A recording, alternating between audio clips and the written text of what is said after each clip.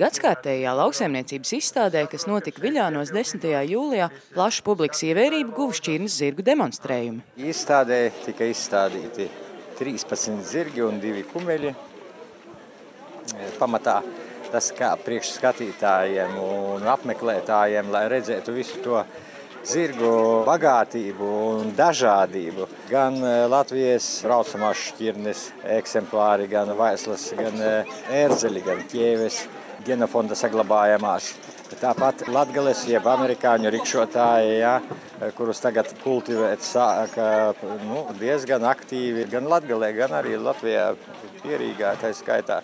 Tāpat tika parādīti poniji, kas arī tagad ļoti veidojas poniju klubi un interesanti gan bērniem priekš jāšanas, gan arī braukšanai. Tajā pašā laikā tika izvesti arī sportam un augstākajam sportam varbūt jau, kas jau sākuši tagad startīt vai nākotnē piedalīsies sacensībās, vai tie, kas jau iet arī vaislā un no kuriem nāk pēcnācēji, un kas jau arī tuvākajā laikā ieies sportā apritē.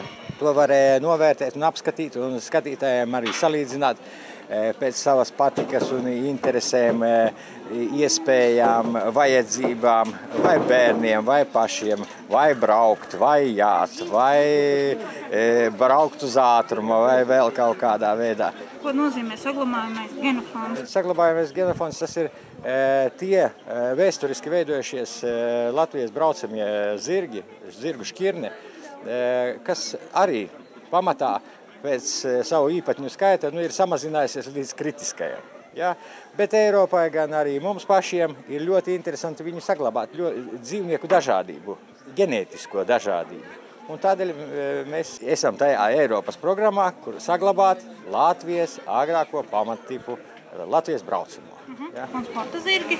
Sporta zirgi pamatā sapņi ir par lielo sportu, bet kādi arī paliek tajā hobija līmenī un vidējā līmenī, bet visiem audzētājiem un arī tie, kas iegādājas zirgus, viņi domā, ka visi būs olimpiskie čempioni.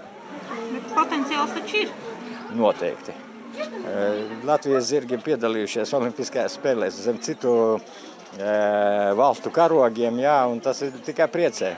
Uz izstādi Viļānos savu Latvijas šķirnes ērzeli sidrabu bija atveduši arī Andrejs un Larisa Klitončiki. Viņi aizraujas ar braucamo zirgu sporta veidu draivingu.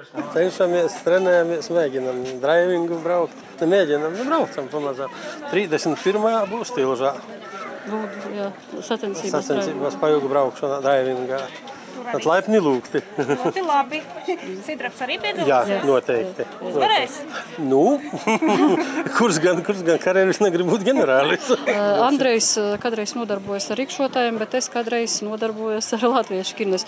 Un mums visu laiku stāvēja viņa tevs, 100% latviešu šķirnes genofonda ērzelis. Piedzima sidrabs, tā ir palika. Sāka atkal pievērst uzmanību Latvijas braucamajam, kā tādam, jo, ko tur slēpt, gāja viss mazumā, gandrīz uz iznīcību. Noņēmām ķerties pie īstas šķirnes, pie īstiem zirgiem. Ir tā kā jau tomēr vecums tāds mums, ka mugurā jau grūti. Tā ar draivingu nolēmām nodarboties. Un es uzskatu, ka draivingam ļoti piemērota ir Latvijas šķirnes zirgi piemēroti.